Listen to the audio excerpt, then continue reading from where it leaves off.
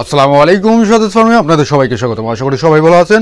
তো চলে আসলাম আমার একটি নতুন ভিডিও নিয়ে। এই ভিডিওতে ইনশাল্লাহ আমরা আলোচনা করব যে আমার যে পাখিগুলো আমি নিয়ে আসছি এই পাখিগুলোর বয়স আজকে কিন্তু 53 দিন বয়স রানিং চলতেছে। তো 53 দিন বয়সে আমি কতগুলো ডিম আজকে তুলেছি এবং গত দিনগুলোতে 51, 52, 53 দিনগুলোতে আমি কতগুলো করে ডিম উত্তোলন করছি ইনশাল্লাহ সবগুলো আপডেট আপনাদের জানাবো। কি খাবার দিচ্ছি, কীভাবে তাদের কেয়ার করতেছি, ইনশাল্লাহ সব কিছু আমি আপনাদের সাথে শেয়ার করবো। এছাড়া এই কয়েকদিনে আমি কতগুলো ডিম বিক্রি করছি আর কত টাকা করে বিক্রি করছি ইনশাল্লাহ সব কিছু আপনাদের জানাবো। তো সেজন্য অবশ্যই আমাদের এই ভিডিও জুড়ে আপনাদের সঙ্গেই থাকতে হবে, তাছাড়া অনেক কিছু মিস করবেন। তো যারা আমাদের চ্যানেলটিতে এখনও সাবস্ক্রাইব করেন অবশ্যই সাবস্ক্রাইব করে নেবেন, যাতে করে এই ধরনের ভিডিও দিয়ে মাত্র আপনারা সঙ্গে সঙ্গে দেখতে পারেন।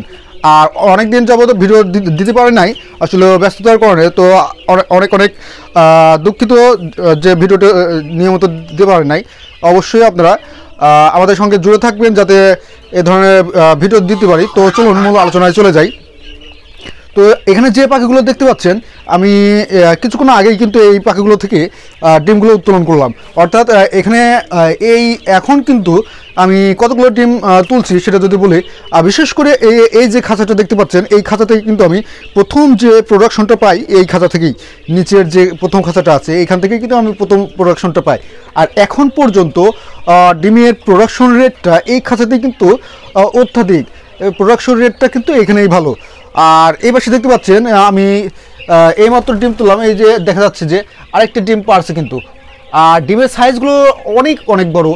আর এই বড় সাইজের কারণে আমি এর আগে বলছি যে বড় সাইজের কারণে আমাদের অনেকগুলো পাখি কিন্তু মারা গেছে। আসলে প্রথম অবস্থায় ডিম দিচ্ছে একে, তো তার উপর দেখা যাচ্ছে যে অনেক বড় সাইজের ডিম দিচ্ছে। কোয়েল পাখির ডিম সাধারণত কতটুকু হয় আপনাদের অবশ্যই ধারণা আছে, কিন্তু আমরা দেশি মুরগির অনেক ছোট ডিম দেখে থাকি। তো সেম কোয়ালিটির ডিম আসলে অনেকগুলো পারছে তারা। তো এই বড় বড় ডিম দিতে গিয়ে তাদের অনেক পাখি কিন্তু আসলে মারা গেছে। আমি সেগুলো আপনাদের সঙ্গে শেয়ার করি নাই। আর আজকে কিন্তু আমি এই মুহূর্তে আসলে 35 পিস ডিম চারটা খাঁচা থেকে 35 পিস ডিম আমি এখান থেকে কাভার করছি। আর আমি সকালেই কিন্তু এখান থেকে 65 পিস ডিম এখান থেকে তুলছিলাম।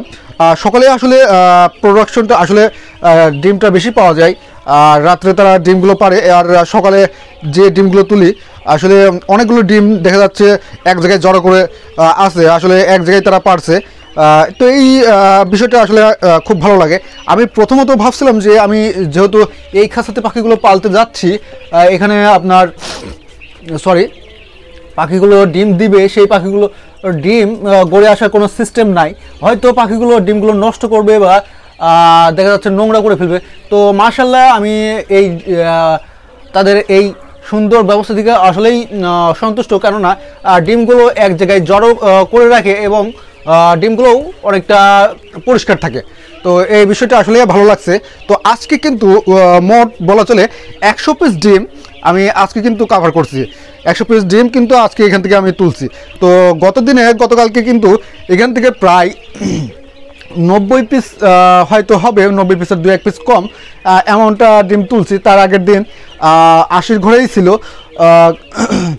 তো তার আগে হয়তো 75 পিস। তো এইভাবে কিন্তু ডিমগুলো আমি পাচ্ছি। তো দিনকে দিন পাখিগুলোর প্রোডাকশন রেটটা কিন্তু অনেকটা বৃদ্ধি পাচ্ছে।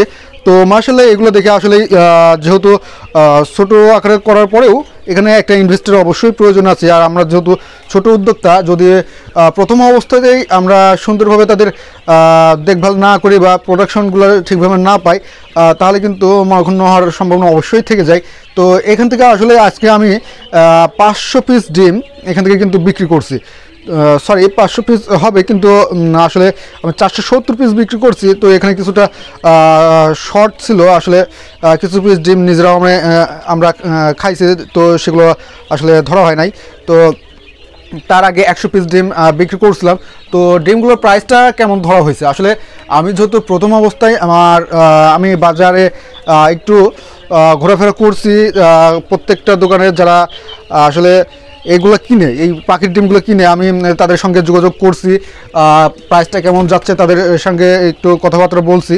তো আসলে অনেকে আসলে 3 টাকা পিস বিক্রি করছে, অর্থাৎ 300 টাকা শও, বা অনেকে 320 টাকা শও বা এর মধ্যে বিক্রি করতেছে। তো অনেকে আমাকে 2 টাকা 80 পয়সা এরকম প্রাইসও বলছে।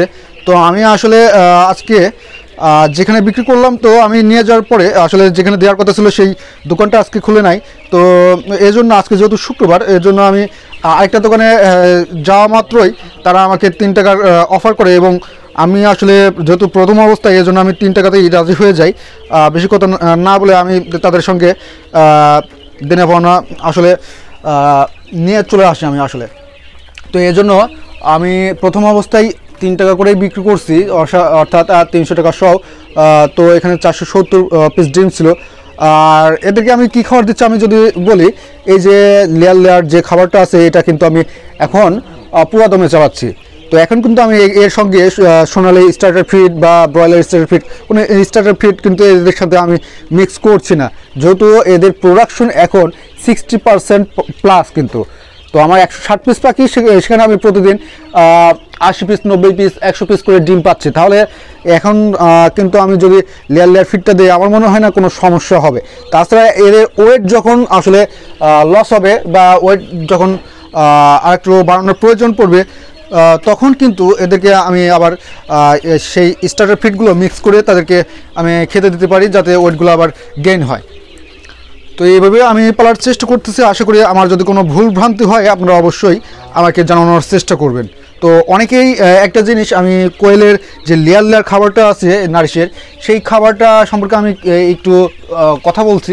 তো অনেকেই ভাবছেন যে আমি খাবারগুলো বিক্রি করতেছি। না ভাই, আমি খাবার বিক্রি করি না।